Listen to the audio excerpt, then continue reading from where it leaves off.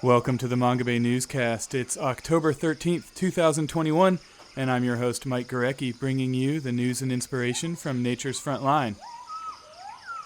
Today we're looking at the ways resource extraction is impacting the people and the environment in one of the world's most important tropical forest nations, the Democratic Republic of Congo. The DRC is a massive, populous, densely forested, and mega-diverse country.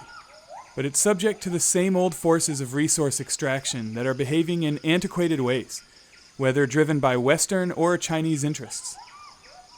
The DRC is home to 60% of the Congo Rainforest, the second largest tropical forest in the world after the Amazon, and it's known for its incredible biodiversity. More than 600 tree species are found in the Congo Rainforest, as are 10,000 animal species, including forest elephants, gorillas, chimpanzees, leopards, hippos, and lions. The DRC is also extremely rich in natural resources, but thanks to political instability and corruption, plus centuries of commercial and colonial resource extraction, those natural resources haven't led to widespread prosperity for the people of the DRC. Today we look at two stories of resource extraction in the DRC and who is benefiting from those extractive industries. Our first guest is Anuradha Mittal, Executive Director of the Oakland Institute, a California-based policy think tank that recently released a report on the investors behind controversial oil palm plantation operations in the DRC. Mittal tells us about the report's main findings, the human rights and environmental abuses these oil palm plantations are responsible for, and whether or not the palm oil company's promises of funding economic development projects in local communities has actually occurred. We also speak with Christian-Geraud Neema Byamungu, a Congolese researcher who focuses on natural resource governance. He tells us about how the growing demand for cobalt to make electric car batteries has led to increased mining in the DRC, which has such vast stores of the mineral, it's known as the Saudi Arabia of cobalt. Byamungu also tells us about the Chinese companies that dominate the mining sector in the DRC and why the contracts between those companies and the country are being called into question. So far, Congo hasn't been benefiting from all this huge interest around cobalt yet. We are seeing many major companies, many major operations happening in the DRC, producing cobalt, selling them overseas, making money out of it.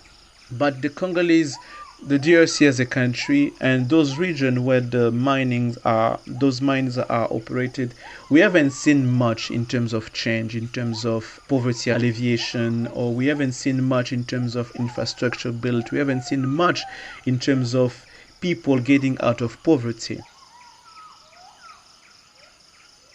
More than a century ago, in 1911, Belgian colonial authorities in what is today known as the Democratic Republic of Congo granted a British businessman license to establish oil palm plantations on vast areas of land in the northeastern part of the country.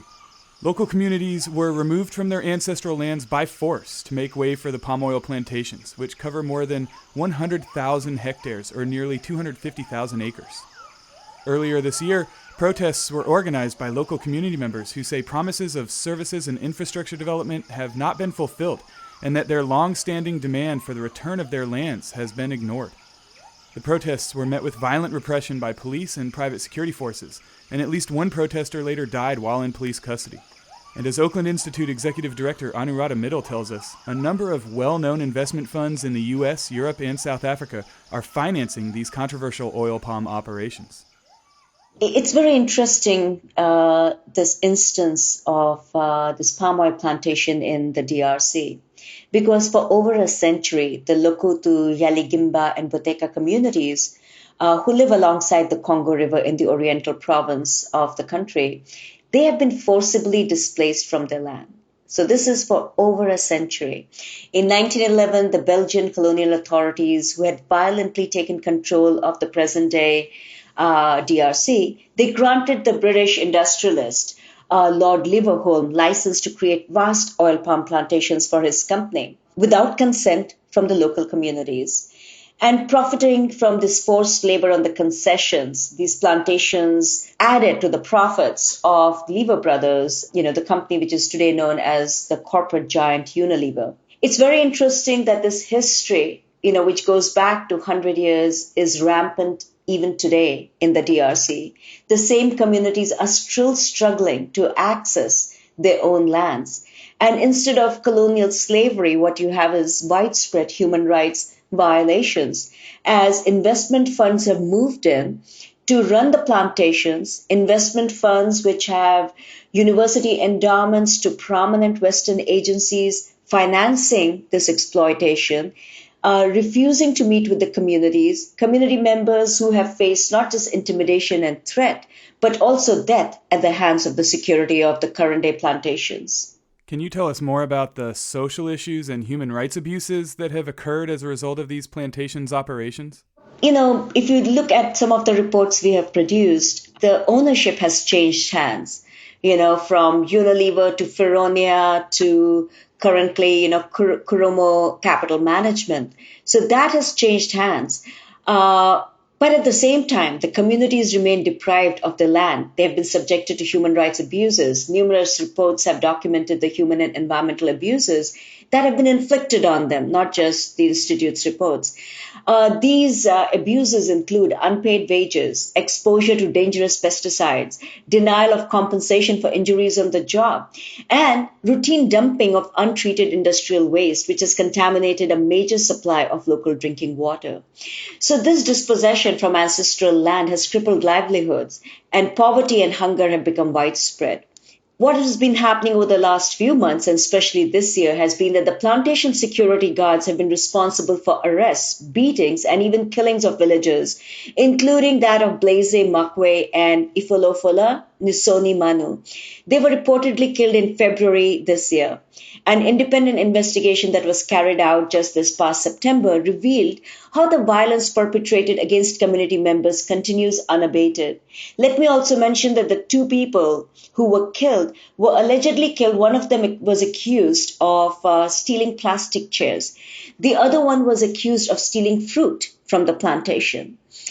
On September 14th, 2021, DRC soldiers and industrial guards from the plantation, they reportedly destroyed dozens of homes, committed systematic looting in several villages, including torture and kidnapping of civilians from communities surrounding the plantations.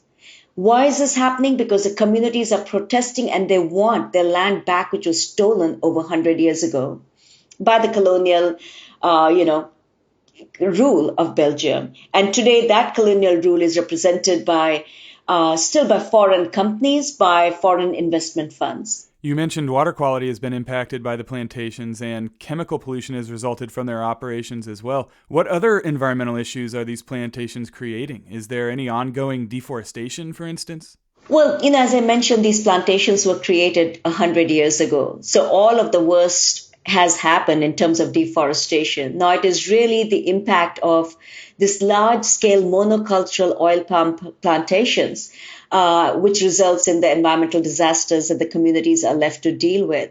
One thing I should also mention that as the communities have organized, the PHC security forces have been specifically targeting local activists who have been opposed to companies' abuses. PHC is the company created by British industrialist Lord Leverhulme to operate these oil palm plantations in the DRC. So just to mention, on September 15th, just this year, Frank Balimbasa, a human rights defender working with the local organization RIAO, was arrested and kept in jail for weeks without being charged. Balimbasa was only freed after a magistrate granted a provisional release because his health had severely deteriorated in captivity.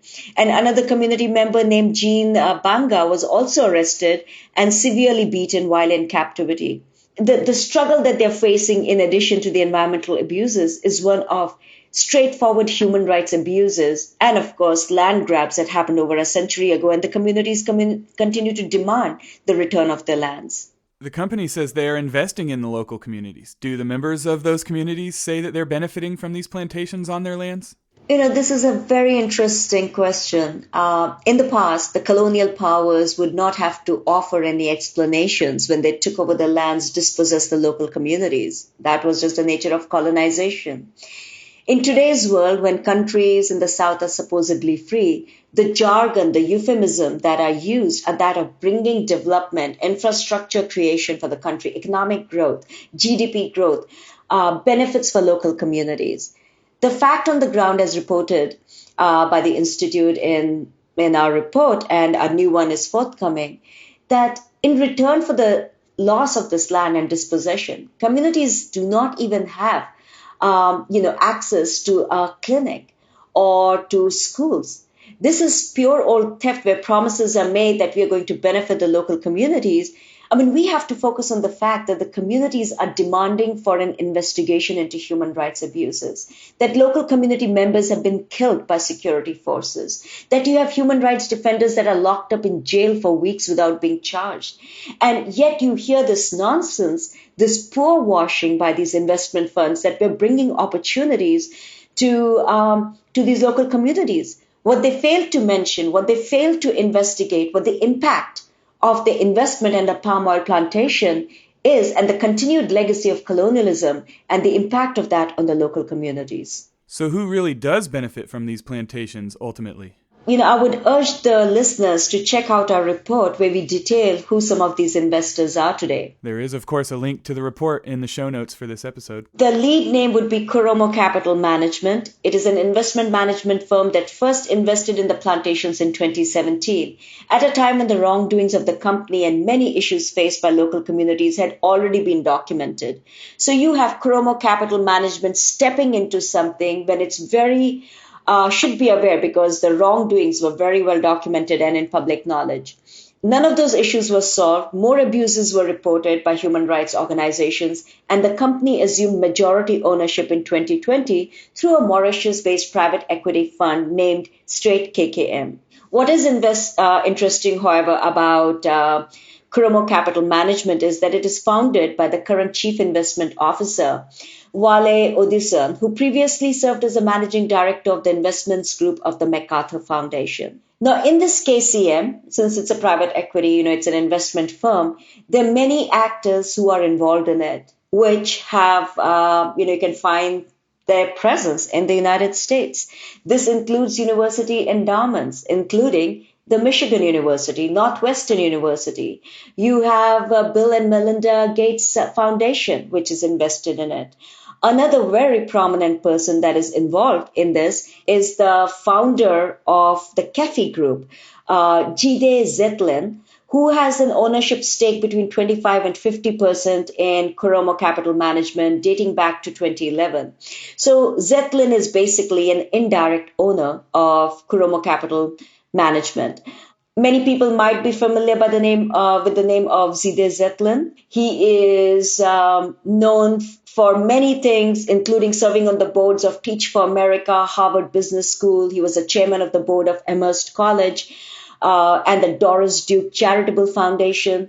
But also he was known when he was appointed chairman of the board of Tapestry, parent company of Kate Spade and Coach luxury fashion brands in 2014. In 2019, he became the CEO of Tapestry, making him the fifth Black CEO of a Fortune 500 company. Unfortunately, his tenure was short-lived as he resigned when there was a story in ProPublica which detailed that he had used a false identity to photograph numerous women and entering into relationships with them, with one of the women he was photographing. So it was a big scandal. So this is a cast of characters that is included in Kuromo Capital Management. And of course, there's the DRC government itself, which dating back to Unilever's majority ownership of the concessions, it has and continues to be the second largest shareholder. Other names for people that might interest them is Mafuta Investment Holding Limited, which has an indirect ownership stake in the plantations. And it was founded by Kala Pinga, who's the son of the former Prime Minister of DRC, a major player in diamond and gold mining across Africa. You also have Larry Saruma and Kuroma Nile Capital Management. I know it's a lot of names, but you basically see it as a maze of these investment funds, university endowments, pension funds that are financing Kuromo Capital Management and the plantations in DRC, much against the wishes of the local communities. We're also discussing cobalt mining in the DRC on this episode, and it seems there are a lot of parallels with oil palm operations, from the human rights and labor abuses to environmental issues. Do you see parallels there? Is this all because the business community continues to treat the DRC as a resource colony? Well, when you look at the extractive mining industry related to cobalt in DRC, or whether you look at these plantations, what unifies them all is a very systemic, racist colonial mindset. The idea that we continue to see nations such as the DRC as a resource nation to be extracted, to be pillaged, to be stolen from, and for our own benefit. So we can feel very good about our electric car, feeling good as an environmentalist in the north without thinking of the blood minerals. It is the same industry, iPhones, electric cars, and we can feel good because we don't have to change our consumption patterns. We can increase the use of palm oil from cooking to pharmaceuticals to cosmetics, and we don't have to feel guilty because the impact of that extraction is felt far away. This is in no way different than the colonial times, when the colonial powers saw countries around the world, in Asia, in Africa, in Latin America, to pillage and loot from, to extract the natural resources for their own benefit, without the consent of the people. And when they protested, they were enslaved. They were used as slaves in rubber and palm plantations. They were killed. And this continues even today. So this whole myth of electric cars and being an environmentalist, this is really the privilege of the northern countries, which do not see the systemic colonial racist attitudes towards the governments and the countries in the south and the communities. And this colonial mindset continues to oppress, is responsible for human rights abuses, continues to profiteer when you see university endowments and pension funds enriching themselves without caring, without listening to the people on the ground, ignoring the killings, ignoring the intimidation, the beatings, the arrests. It is indeed shameful. So are there any particular solutions you or the Oakland Institute is calling for, or is there something we as consumers can do to speak up and make it clear that we don't want these kinds of human rights and environmental abuses in the products we buy? Well, at the Oakland Institute, we first believe in providing information which can be the basis for mobilization. So by unmasking the investors, the so-called investors behind this plantation, making the names of endowments, pension funds, Gates Foundation available to people including students in these universities, we are getting information to them in terms of what endowment investments are resulting in. We have called out on all of these agencies. We are continuing to put pressure on them and provide more information. We feel like it's like a Dracula, that once you bring it out into the sunlight, it has no place to run or any place to hide. So this information is being made available so students can mobilize to make sure that the university endowments are responsible, just as students have mobilized to ensure that the endowments are not invested in fossil fuel industry. It is equally important to ensure that university endowments are not bankrolling human rights abuses in places such as the DRC.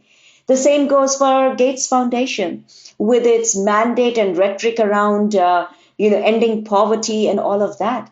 They need to be listening to the communities. In terms of the solutions, we at the Institute believe in elevating the solutions that the communities are demanding. They have called for independent investigations and conversations with the communities. And our job is to continue to push this information out, to speak to the media, to elevate the struggles of communities in the international arena so they can be heard in the public court. The clean energy transition will require a lot of minerals like cobalt. And that means that even as we build the green economy of the future, we risk perpetuating some of the worst impacts of the mining sector.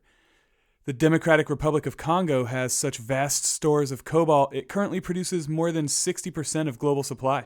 As Christian-Geraud Neema Byamungu tells us, the accelerating growth of the electric car industry and other green and renewable energy technologies has made the DRC's cobalt an increasingly hot commodity, despite the human rights and environmental issues with its production.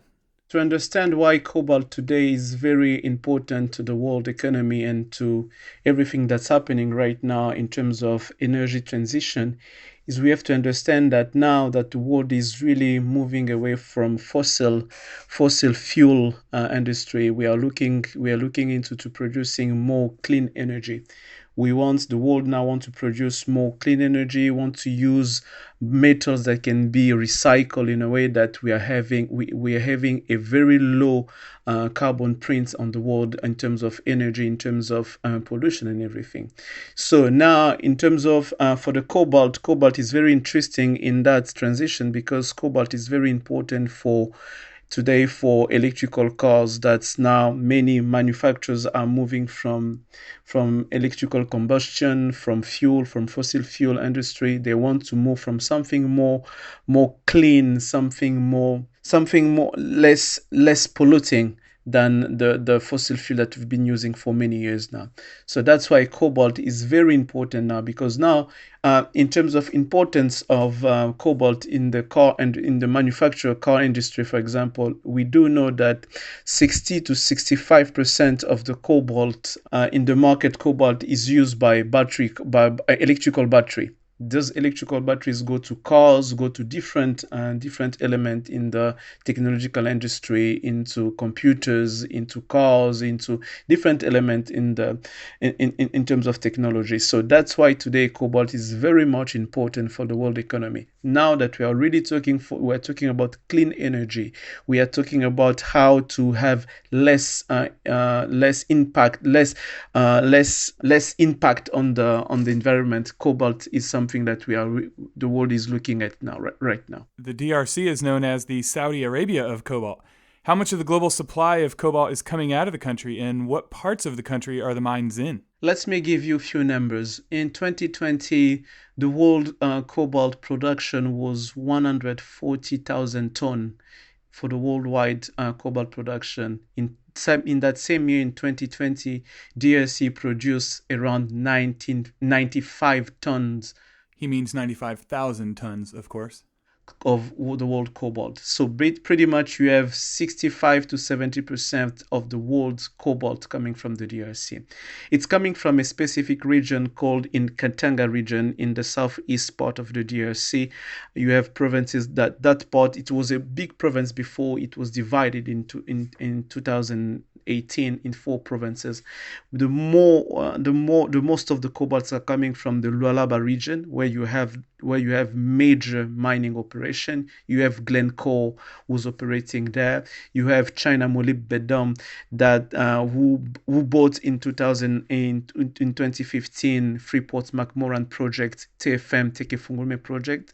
You have Congo Dongfang Mining there, which is a subsidiary of China Huayo Zhejiang Cobalt, which is the biggest world's cobalt refinery in the world. So you have Zijin Mining, Ivanhoe project with the Zijin Mining and Kamoa project. You have pretty much big project going on down there, and the big players, you have China Molybdenum, you have China Non-Ferrous Metal, you have China Huayo, and you also have Glencore, you have the Canadian Ivanhoe on the ground. So those are the major players when it comes to cobalt and copper industry in the DRC. What are the human rights and labor records of these cobalt mines? I've read that there's child labor associated with some of the mines, especially the smaller artisanal mines that aren't operated by these big multinational companies. Yes, that has been one of the major issues when it comes to cobalt, because for many years cobalt has been linked to child labors,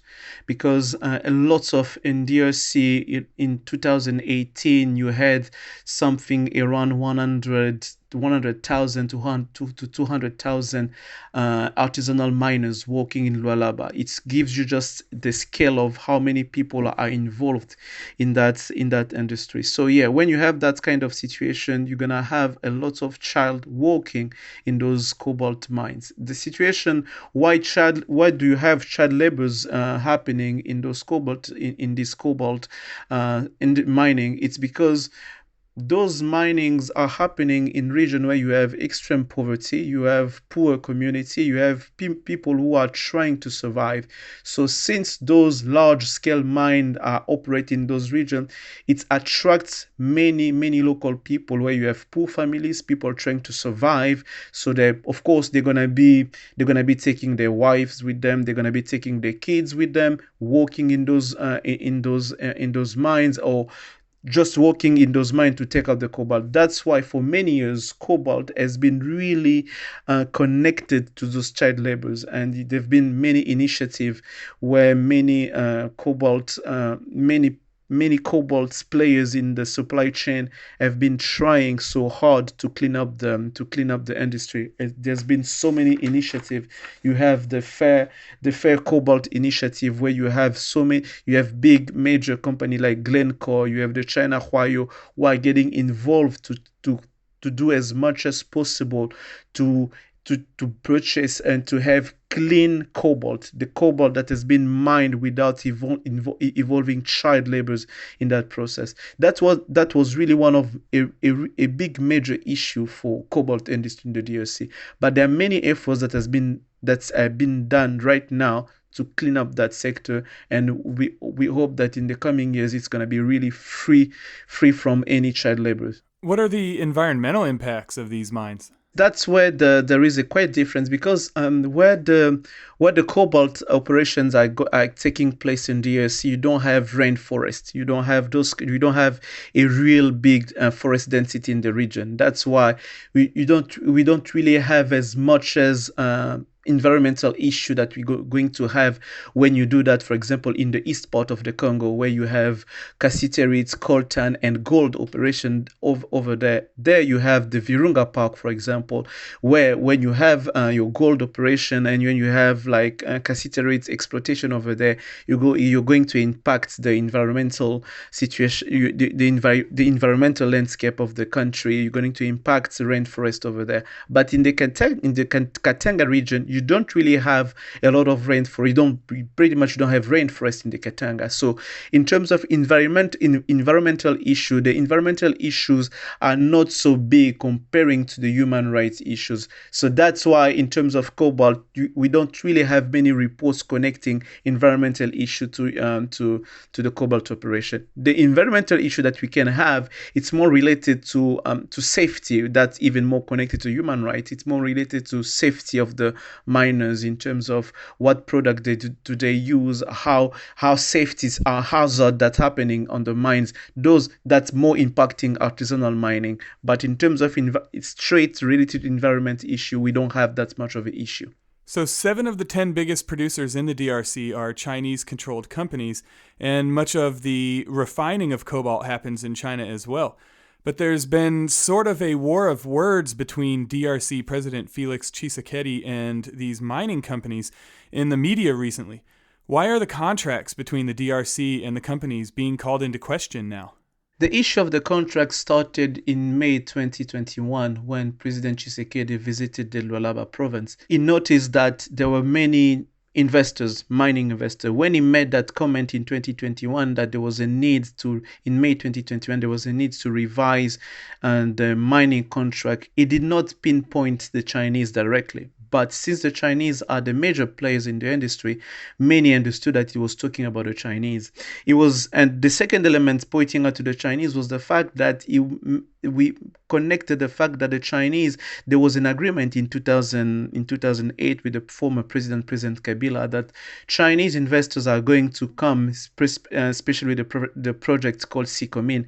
There was a mine for infrastructure contract that was put in place in 2008. The Chinese will be exploiting cobalt and copper in the DRC. In exchange, they're going to provide infrastructure, roads, hospitals, schools, and railway. But nothing much has been done since 2008. So visiting that province in May 2021, he made the comment there was a need now to see much more change on that perspective, that there was a need for Congo to take advantage, to benefit from the mining that has been exploited by all the mining industry. But later on, we saw that it was more focusing on the Chinese. That's why we saw 2 months later, a special committee, a revision committee was being put in place to look at some of the mining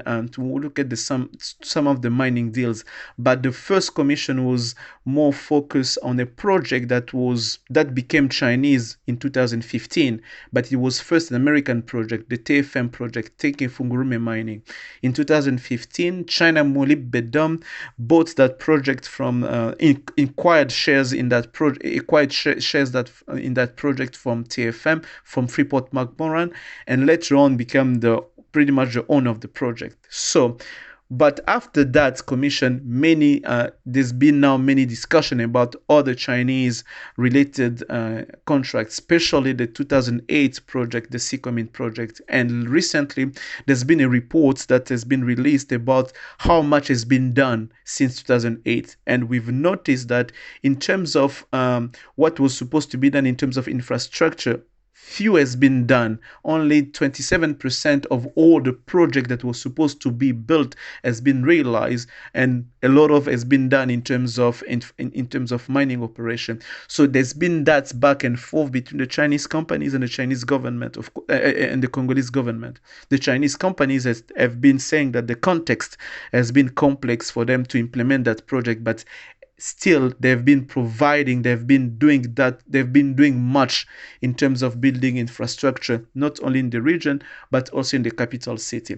So that's pretty much the background on what's happening in terms of why and how that feud about the Chinese investment, the Chinese contract started in DRC. So are you saying that it's the companies claiming that they are funding these development projects they promised, or have you seen this for yourself? Of course, there is a huge discrepancy between what has been agreed and presented in 2008, because when that agreement was signed in 2008, they promised thousands of schools, many big hospitals in the countries, thousands of kilometers of roads in the country. But we haven't seen that much happening. Though we saw some projects going on in the capital city, but we haven't seen things matching the promises that has been presented in 2008 when that deal was signed between Sinohydro and the Congolese government. So now the argument the Chinese are presenting, of course, when the first draft of the report was being released, the Chinese government has been saying, we've done many things. We've built infrastructure. We've done few things we've built road in the capital city. Of course, the roads they're mentioning, the infrastructure they've been mentioning, yes, they've done that in the capital city. That's where now there is an internal debate among Congolese politicians, among the political class in the Congo, to understand how the project was chosen, what priority was given to what project to build. Because you have to understand that when those project was built, there was also a political agenda behind it. Because the former president, when he was about to rerun for election, in 2011 and 2012, he needed also to show that things has been done.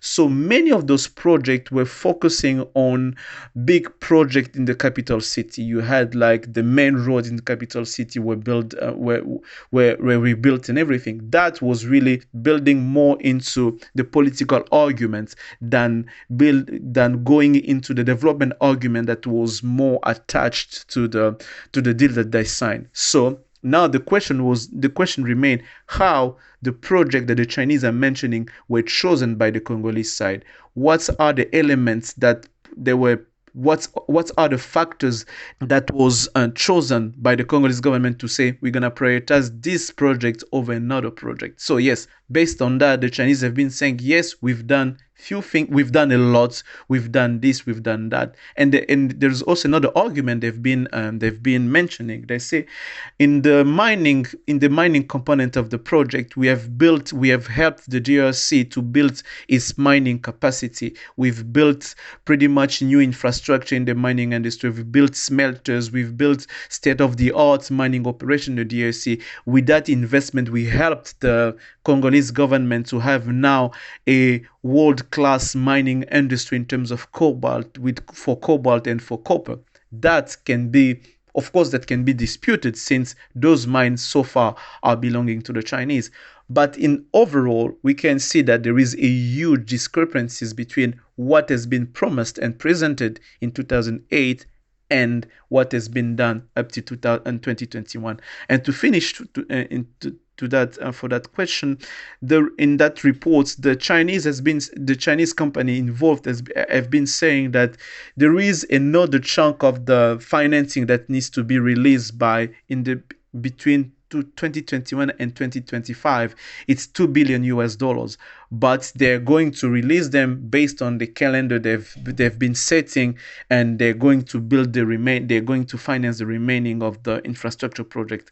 That needs to be we need also to see how it's going to go on that front. The growth of the electric vehicle industry is a response to this massive existential crisis of climate change that we're facing, and the need for us to reduce our use of fossil fuels in order to deal with the impacts of global warming. But what do you think the world needs to know about the impacts of cobalt production in the DRC and what that says about our response to global warming? Wow, that's a huge question. So, from a Congolese perspective, I'd be saying that so far, Congo hasn't been benefiting from all this huge interest around cobalt yet. We are seeing many major companies, many major operations happening into DRC, producing cobalt, selling them overseas, making money out of it. But the DRC as a country, and those regions where those mines are operated, we haven't seen much in terms of change, in terms of poverty alleviation, or we haven't seen much in terms of infrastructure built. We haven't seen much in terms of people getting out of poverty. Now there is a lot that needs to be done on that side. Mining operation needs to integrate more local community into the operation. We need to have a much more embedded mining operation with the local community, with the local context. So Congo in the future will start also benefiting from this huge demand of cobalt in the world. Because as the way things stands right now, the DRC is not really benefiting that much. Much of much of the cobalt that are mined in the Congo, or copper mined in the Congo, are refined overseas, are refined in China, and they sold, and they get more values in from China, and China is even getting much more money than the DRC in those operations. Of course, there is a Congolese responsibility, and there is a huge part of Congolese responsibility in that situation. But the problem that I'm talking about right now is now to find a way to integrate those huge investment, those huge mining operations with the Congolese economy, so the Congolese economy will start to benefit from that impact from that surge of cobalt in the world. And is there anything else you think people need to know about the environmental impacts of mining for cobalt in the DRC? Yes. On that regard, of course, what the message I would like to share with the rest of the world is to be that there is a need for consumer around the world to be pushing for more clean energy. When I say clean energy, I don't talk only about the green part of the clean energy. I'm also talking about the way that clean energy are arriving to them. There needs to be more conscience about the electrical car they're using. That car, the battery the battery that's powering that car, how clean it is. Is it free from human rights violation? Is it free from any kind of violation? Is it really profiting from the people on the ground? They really need to have. There is a need of raising awareness on those issues. As long as final end consumer, they don't have that level of consciousness to start asking, we need more clean energy. When we say clean, we don't only mean moving from fossil fuel. We also mean that the alternative that are presented to us also needs to be clean by the way it's mined.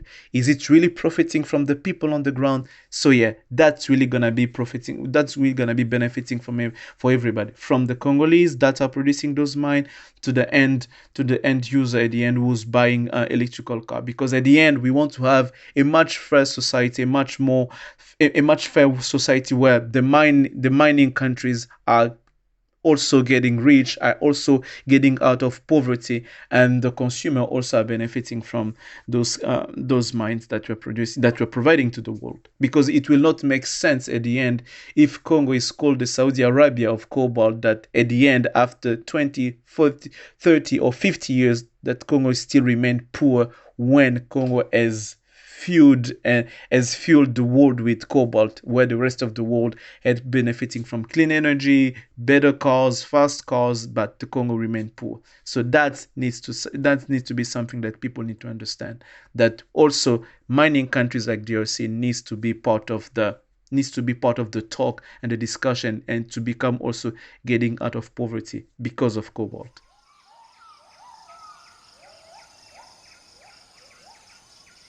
If you enjoy the Manga Bay newscast, we ask that you please help spread the word by telling a friend. That's the best way to help expand our reach and keep the show growing. Another way to help is by becoming a monthly sponsor via our Patreon page at patreon.com/mangabay. We are a nonprofit news outlet, so just $1 or more per month would really help us offset production costs and hosting fees. So if you're a fan of our audio reports from Nature's Front Line, please head to patreon.com/mangabay to learn more and support the Manga Bay newscast. That's patreon.com/mangabay. And you and your friend can join the listeners who've downloaded the Manga Bay newscast more than 250,000 times by subscribing to the Manga Bay newscast wherever you get your podcasts from. Or you can download our app for Apple and Android devices. Just search either app store for the Manga Bay newscast app to gain fingertip access to new shows and all of our previous episodes. And of course, you can read all of our news and inspiration from Nature's Frontline at mangabay.com. Or if you prefer to keep up with us on social media, follow us at facebook.com/mangabay or on Twitter and Instagram. Our handle is @mangabay on both those platforms. Thanks as always for listening to the Manga Bay newscast. I'm your host, Mike Gurecki, signing off. Talk to you again in 2 weeks.